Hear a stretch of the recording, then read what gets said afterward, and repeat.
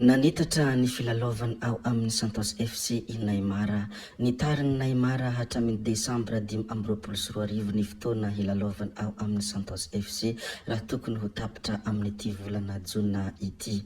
Kiloba ny kolokolo tato aho no lehibe fiainako mihitsy ny Santos FC no antony hijanonako sy safidianako azy ho inambarany ity mpilalao baolina kitra malaza maneran-tany ity. Miresaka mikasika an'izay mpilalao baolina kitra izay moa isika dia nandefa hafatra ho an'ny malagasy ilay mpilalao baolina kitra malagasy tsy iza moa izany fa Bolida. Hoy izy nilazany hoe azakivy fa mbola ho avy ilay maraina, gaskiaro azakivy fa mbola ho avy ilay maraina vaovao. Hoy lalaina nomenjanaharina hoe Bolida ilay mpilalao any Barea teo aloha raha niarahaba sy nirarisoan'ny malagasy rehetra izy amin'izao asaramanitra izao. Betsaka ny zavatra izay ho lazaintsika ato fa mialohany hilazantsika ny zavatra rehetra moa dia mbola toy ny mahazatra antsika foana. Abonne vetivety alohan'ny chaîne antsika ary asio j'aime ny video. Indrindra aza adinona ihany koa ny mametraka ny komantera. Ndeha aloha idirantsika vetivety izany fanaovana abonnement izany mialohany hirisoantsika amin'ny resaka izay fanaovantsika. Ndao ary tompoko lahy, ndao ary tompoko vavy, abonne vetivety ary ny chaîne antsika.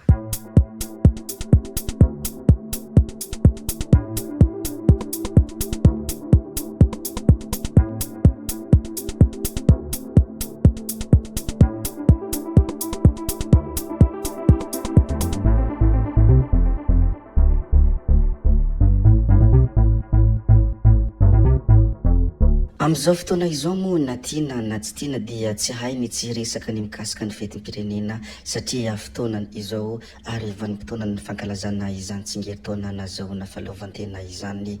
Fankalazana ny fetim-pirenena tany Antsirabe nanatrika sy nanamarika ny 520 taona nazahoan'i Madagasikara fahaleovantena tao Antsirabe noloha olona Rakotondrainy be Andrianantenena Michel.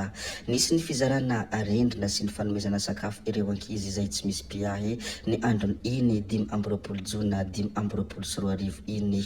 Nanome voninahitra ny matso lehibe izay nataon'ny filohalon-dahatany antoerana ny tenany ny androny 9 Jona ary niarahaba ireo nahazo maro-boninahitra ho an'ireo nisitraka an'izany. Mbola resaka ny fankalazana ny fetim-pirenena ihany koa dia nankalaza ny fetim-pirenena ireo malagasy any Filipina. Miaraka nankalaza ny 520 taona ny iverenan'ny fahaleovantenan'ny Madagasikara ireo diaspora malagasy any Filipina efa fanaony izy ireo isan-taona izany ary tsy nanadino ny tanindrazana enina any an-tany lavitra aza izy ireo. Ireto sary vitsivitsy izay zareko aminareo reto moa dia sary nanamarika izany fankalazana fetim-pirenena ho an'ireo malagasy any Filipina izany izay niara nankalaza ny 520 taona ny iverenan'ny fahaleovantenan'ny Madagasikara. Zareko kely aminareo ampitiavana satria anisan'ny tena mahafinaritra moa izy ty ary mahaty ho tia ihany koa. Ny omaly moa dia androny 9 Jona 2024 izay fetim-pirenena fankalazana ny tsingeritaona nazahoana ny fahaleovantena. Nazava moa ny fanamarihana sy ny hafatra izay nambaran'ny ministeran'ny serasera sy ny kolotsaina dia ny hoe kaoka ny filamatry ny Republikan'i Madagasikara hiredina mafy ao amponareo tsirairay avy ary izany indrindra no nahatonga ny loha FDB izay nosafidintsika hankalazana izao fetim-pirenena izao ary iombonan'ny malagasy rehetra dia ny fitiavan-tanindrazana no mitarika ny fandrosoana.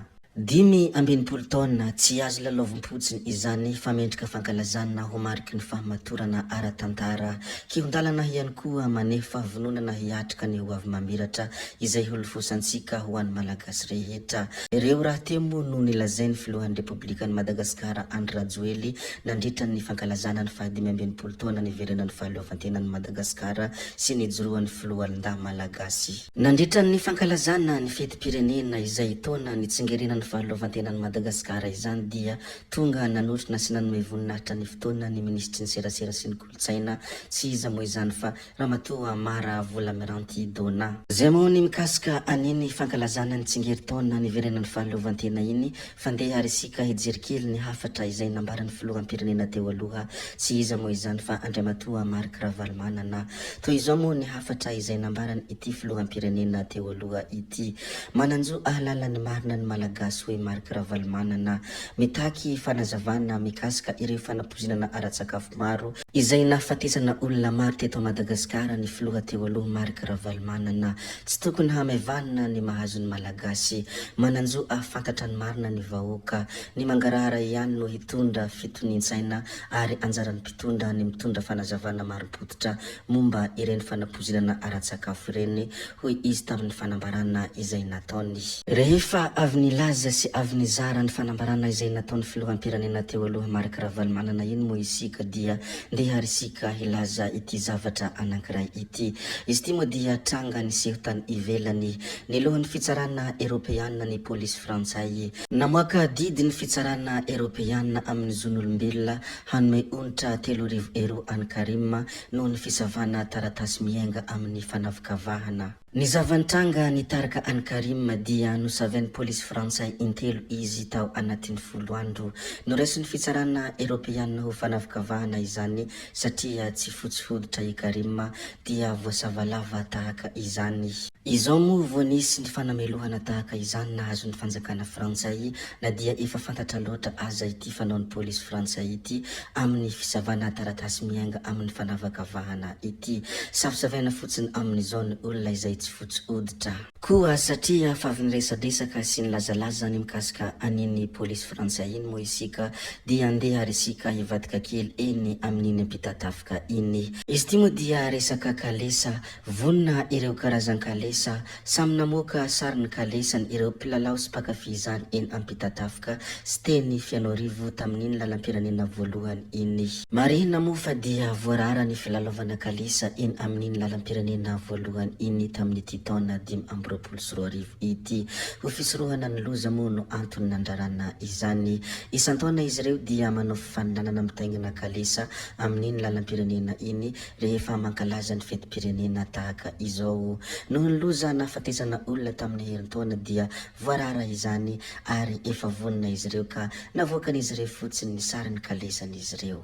Somary efa betsabetsaka moa ny zavatra izay nolazaintsika sy zavatra izay nozaraintsika tato anatin'ity video ity. Tsy laza fotsiny isika afa-tsy ny hafatra izay nambarany mpilalao baolina kitra malagasy tsy iza moa izany fa Bolida, ary nilaza ny mikasika ny mpilalao baolina kitra malaza maneran-tany tsy iza moa izany fa Neymar, ary nilaza ihany koa ny hafatra izay nambarany filoham-pirenena teo aloha Marc Ravalomanana. Nilaza ihany koa isika ny mikasika ny fankalazana ny fetim-pirenena malagasy izay fotoana ny tsingerenan'ny fahaleovantenan'ny Madagasikara. Tsy adinoana amin'izany moa ireo malagasy izay mipetraka any Filipina izay tsy nanadino nankalaza izany fetim-pirenena izany izay tsingeritaona niverenany izany fahaleovantenan'ny Madagasikara izany. Tompoko vavy sy tompoko lahy, ajanonantsika hatreko moa ny videontsika koa dia mankasitraka anareo na vitany haino hatramin'ny farany ary mbola manentana anareo foana ny mbola hanaraka ny video manaraka izay alatsaka hiato misesisesy tsy mijanona tsy ankiato zay fa tsy halaveny resaka hametra veloma izahay veloma vetivety fa tsy hoe akory veloma mandrakizay amin'ny manaraka indray no manao ny misimisy veloma tompoko lahy veloma tompoko vavy.